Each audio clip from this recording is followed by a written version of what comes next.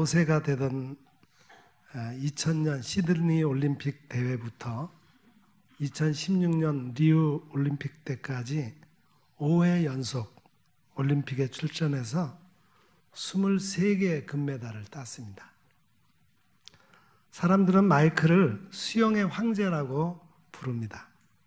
하지만 그는 2살 때에 바이러스에 감염이 되어 목숨을 잃을 뻔했습니다.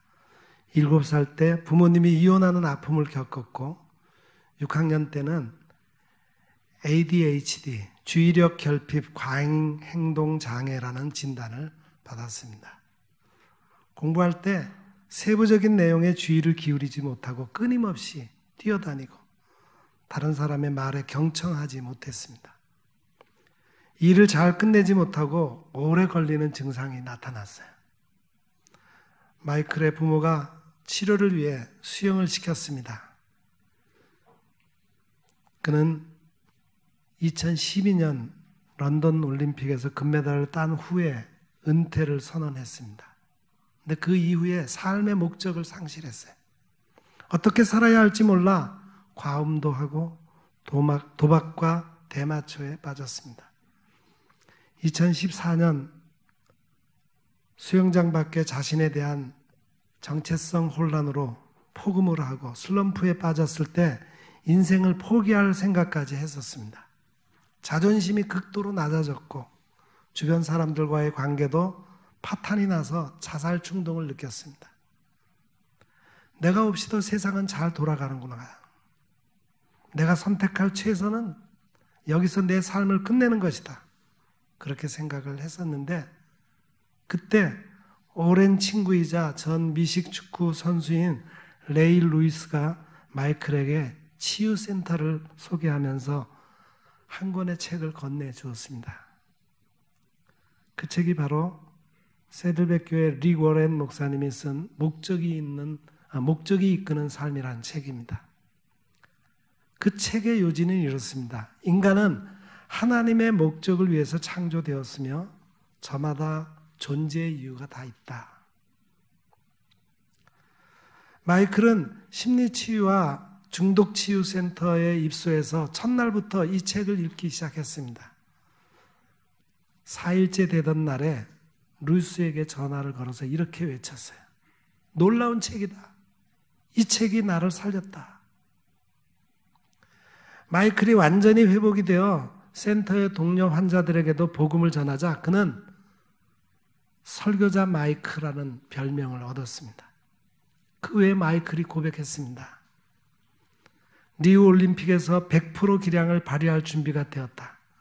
내 인생의 다음 장으로 넘어와 행복하다. 수영 경력을 이어갈 수 있어서 기쁘다. 그에게 리고렌 목사님이 자신의 페이스북에 짧은 메시지를 올렸어요. 펠프스가 올림픽이 시작되기 전에 영적인 깨달음을 얻어서 기쁘고 반갑다. 그가 올림픽 대표 선수라는 것이 자랑스럽다. 그래서 리우 올림픽에서 마이클은 31살의 나이로 금메달 5개와 은메달 1개를 땄습니다. 여러분, 마이클 펠프스가 무엇으로 완전히 회복되었습니까? 복음으로. 하나님의 목적을 알고 복음으로 자기 존재 이유를 알고 영적인 깨달음을 통해서 회복되었습니다. 이처럼 복음은 모든 믿는 사람들에게 구원을 주시는 하나님의 능력이 됩니다. 이 복음은 하나님께서 주도권을 갖고 계시는 기쁜 소식입니다.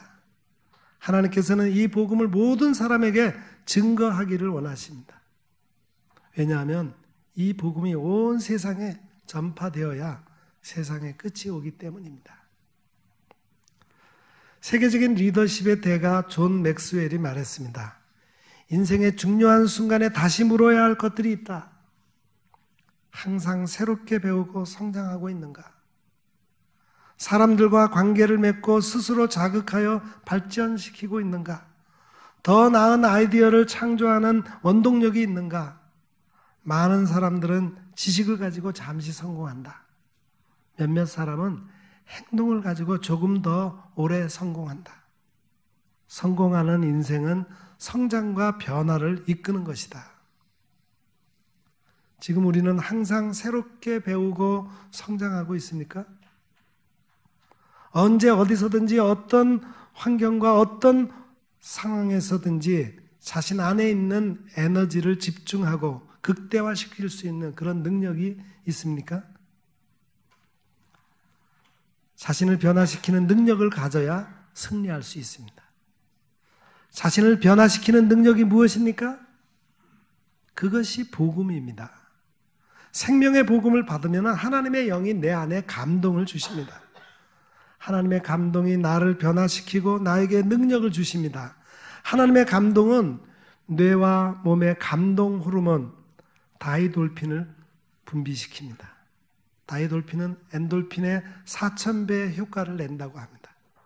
그래서 하나님의 감동을 받은 사람은 다이돌핀 호르몬이 분비되어서 몸의 질병도 고치고 기적을 일으킵니다. 오늘 예수님께서 우리에게 주신 마태복음 11장은 그 앞장 마지막에 12제자들에게 상을 받을 사람에 대해서 말씀하신 후에 행하셨던 일이에요. 예수님께서 누가 상을 받을 사람이라고 말씀하셨습니까? 하나님의 복음을 전하는 사람이 상을 받습니다. 예수님의 복음을 전하는 사람을 예수님처럼 영접하는 사람도 상을 받는다 하셨어요. 여기 마태복음 10장 40절부터 42절을 보면은 너희를 영접하는 자는 나를 영접하는 것이요 나를 영접하는 자는 나 보내신 이를 영접하는 것이다. 선지자의 이름으로 선지자를 영접하면 선지자의 상을 받을 것이다. 의인의 이름으로 의인을 영접하면 의인의 상을 받을 것이다. 누구든지 제자의 이름으로 이 작은 자 중 하나에게 냉수 한 그릇이라도 주는 사람은 결코 상을 잃지 않을 것이다. 우리 주님이 그렇게 말씀하셨어요.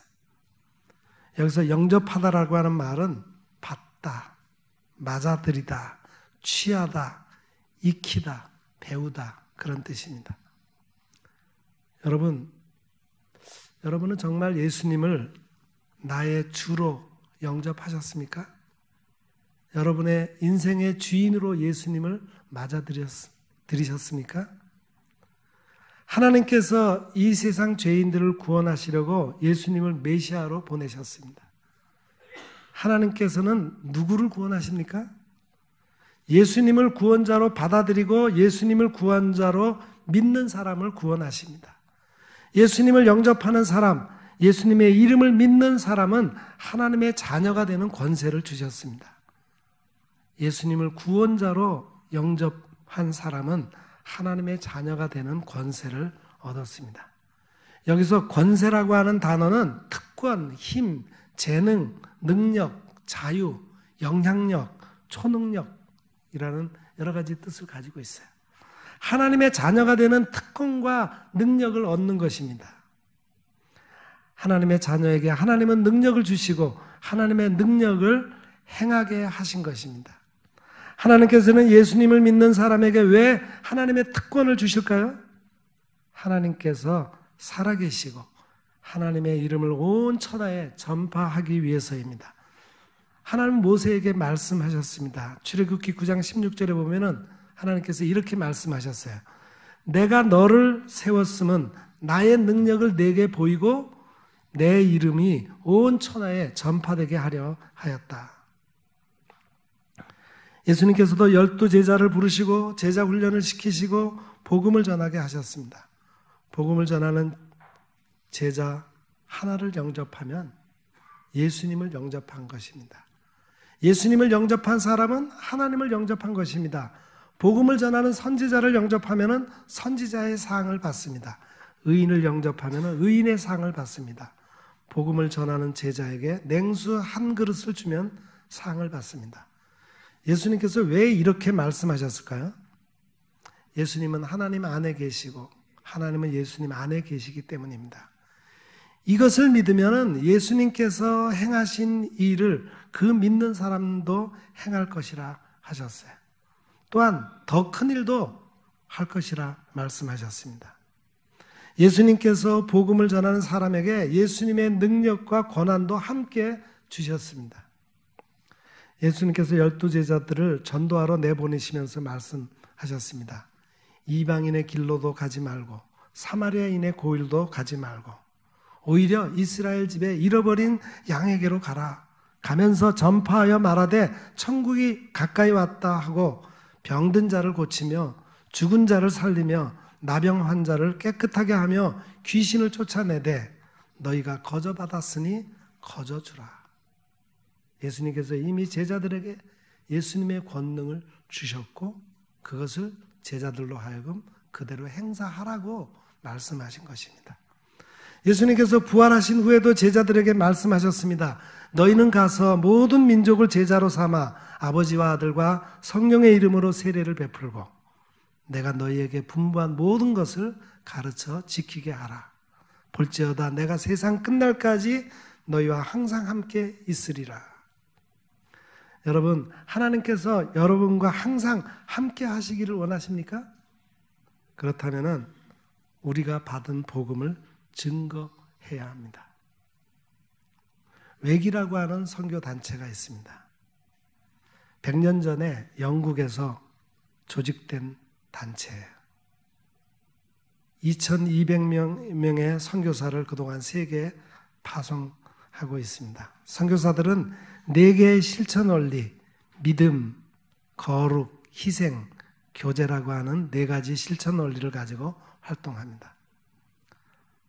처음 그 국제 선교단체 웩을 주도했던 C.T. 스터드는 중국과 인도에서 오래도록 선교 사역을 했습니다. 53세에 아프리카 콩고로 떠나면서 말했습니다. 예수 그리스도께서는 하나님이시며 나를 위해 죽으셨다면 그분을 위한 나의 어떤 희생도 결코 크다고 할 수 없다. 하나님께서 나를 선교사로 부르셨다면 나의 삶과 사역을 위한 모든 필요를 공급해 주신다. 거기에 소속되어 있는 우리나라의 유병국 선교사님이 이런 간증을 했습니다. 아프리카 감비아에서 선교할 때 오는 사람들에게 성경을 가르쳤습니다. 어느 날 무슬림 고등학교 교사 한 사람이 성경을 배우겠다고 찾아왔어요. 선교사가 성경을 안 가르칠 수 없잖아요. 그런데 그 무슬림 교사는 그 선교사님과 교리 논쟁을 하려고 작정하고 온 것입니다. 교리 논쟁을 하면은 전도가 안 되고 어려움을 당할 것이 뻔했어요. 그래서 기도하다가 사형리를 가르치기로 결정하고 그에게 말했습니다. 당신은 학생이고 나는 선생이다. 내가 가르칠 동안에 질문을 하라고 하기 전에는 절대로 질문을 하지 말아라. 질문을 할 시간을 내가 따로 주겠다. 그랬더니 그 무슬림 교사가 알겠다 그랬어요. 유병국 선교사님이 무슬림 교사에게 가르치면서 질문을 할 시간을 주지 않았습니다. 그랬더니 안절부절을 못했습니다. 계속해서 언제 질문해도 되느냐 하고 물었습니다. 공부가 끝나기로 한 날 질문할 시간을 주고 기도하려고 했습니다. 그런데 무슬림 교사가 마지막 날에 오늘은 내가 기도하면 어떻겠느냐 그렇게 물어서 그 순간에 당황스러웠지만 기도하라고 했습니다. 무슬림 교사가 눈물을 흘리며 기도했습니다. 주 예수님, 나는 죄인입니다. 그의 기도가 마치자 유 선교사님이 말했습니다. 당신은 이제 하나님의 자녀가 되었습니다. 그는 복음을 듣고 나흘 만에 회개하고 새 사람이 된 겁니다. 그 일이 있은 후에 유 선교사님은 그 지역에 6개의 교회를 세우고 이웃 나라에도 교회를 세웠습니다. 여러분, 복음은 사람을 변화시키는 놀라운 능력입니다. 또 한 사람이 변화되면은 그 지역까지 변화되는 놀라운 능력이 나타납니다. 복음은 그리스도께서 우리를 위하여 위대한 일을 이루신 기쁜 소식입니다. 그래서 복음은 믿는 사람에게 구원의 능력입니다. 복음은 믿는 사람을 변화시킵니다. 복음은 모든 사람에게도 필요합니다. 예수님을 믿는 사람도 계속해서 복음을 듣고 믿어야 합니다. 예수님을 믿지 않는 사람도, 예수님을 믿다가 낙심한 사람도 복음을 듣고 믿어야 합니다. 누구나 복음을 듣고 믿고 순종해야 합니다. 왜냐하면 복음은 그의 삶을 근본적으로 변화시키고 삶의 원동력을 주기 때문입니다. 복음의 능력을 새롭게 깨달은 사람은 예수님께서 주신 자유를 얻고 그 자유를 누리며 삽니다. 단순한 종교적 열심은 복음의 깊이를 체험하지 못합니다. 종교적인 열정만으로는 복음을 재발견하지 못합니다. 우리가 아무리 예배에 빠짐없이 참석하고 기도 생활을 열심히 한다 할지라도 예수님을 개인적으로 만나고 예수님을 내 구주로 진심으로 받아들이지 않고는 복음의 능력이 나타나지 못한다는 말씀입니다. 예수님께서는 가는 곳마다 천국 복음을 전파하셨습니다. 여기 본문 1절을 보십시오. 예수께서 12 제자에게 명하시기를 마치고 이에 그들의 여러 동네에서 가르치시고 전도하시려고 거기를 떠나셨다. 여기 전도하다라는 말은 공적인 선포자로서 전하다. 하나님의 진리를 전파하다, 복음을 선포하다, 보냄을 받은 사자로서 직무를 수행하다. 그런 뜻입니다. 그때 세례자 요한이 헤롯 왕의 잘못을 비판해서 감옥에 갇혀 있었어요. 감옥에 갇혀 있던 세례자 요한이 자기 제자들을 예수께 보내서 물어보라고 말했습니다. 본문 3절에 오실 그 이가 당신이십니까? 우리가 다른 이를 또 기다려야 합니까? 여러분, 세례자 요한이 왜 이렇게 물었을까요? 어찌 보면 다소 당황스러운 질문이었습니다. 왜냐하면 세례 요한은 광야에서 죄사함을 받게 하는 회개 세례를 전파했기 때문입니다. 그리고 그는 나는 물로 세례를 베풀지만 그는 성령으로 세례를 베푸실 것이다 하면서 예수님에 대해서 증거했던 사람이 바로 세례 요한이었기 때문입니다. 세례자 요한은 예수님이 메시아이시다라고 믿었습니다. 그런데 요한이 감옥에 갇혀 있으면서 의문이 생겼어요. 메시아가 왔는데 공의를 선포한 내가 왜 감옥에 갇혀 있어야 하는가? 내가 왜 감옥에서 이 고생을 해야 하는가? 그 당시에 세례자 요한은 헤롯 왕의 지하 감옥에 갇혀서 실망하고 마음이 흔들리고 몸도 지쳐 있었습니다. 믿음도 흔들리고 있었어요. 세례자 요한은 예수님을 메시아로 알고 메시아를 증거했습니다. 그런데 세례자 요한은 지금 왜 마음이 흔들리는 것일까요? 메시아가 왔는데 헤롯 왕은 술 마시고 춤추고 향락하고 있었기 때문입니다. 향락의 소리가 들릴 때마다 메시아가 왔는데 세상은 왜 여전히 죄와 환락에 빠져 있는가? 세례자 요한은 헤롯 왕의 감옥에서 고생하면서 분노하고 실망하면서 믿음이 흔들렸던 것입니다. 의를 위해서 핍박을 받으면 복이 있다고 했는데 나에게 무슨 보상이 있는가? 이처럼 고통이 길어지고 고통의 무게가 심령을 누르면 믿음이 흔들리는 것입니다. 감옥에 갇힌 후에 세례자 요한을 따르던 사람들로 하나 둘 떠나고 지지하는 사람들이 멀어진다고 생각했던 것입니다. 게다가 메시아로 오신 예수님도 아무 말이 없는 것 같았기 때문에 여러분은 혹시 어째서 메시아는 내 고통과 희생에 대해서 아무 말이 없을까? 그래서 이런 생각을 하면서 고민하고 질문을 한 적은 없었습니까? 예수님께서 요한의 제자들에게 뭐라고 말씀하셨습니까? 여기 본문 4절 5절을 보면은 너희가 가서 듣고 보는 것을 요한에게 알리라. 맹인이 보고 못 걷는 이가 걸으며 나병 환자가 깨끗함을 받으며 못 듣는 자가 들으며 죽은 이가 살아나며 가난한 자에게 복음이 전파된다 하라. 사실 이 말씀 속에는 엄청난 의미가 담겨져 있습니다. 아주 깊은 말씀을 하셨어요. 너는 감옥에서 고난당하고 감옥에 갇혀 있어도 밖에서는 복음이 전파되고 있다. 지금 내가 고난을 당하고 있어도 복음이 전파되는 것으로 감사하고 만족하라는 것입니다. 세례자 요한은 메시아가 감옥에서 꺼내주기를 기다렸는지 모릅니다.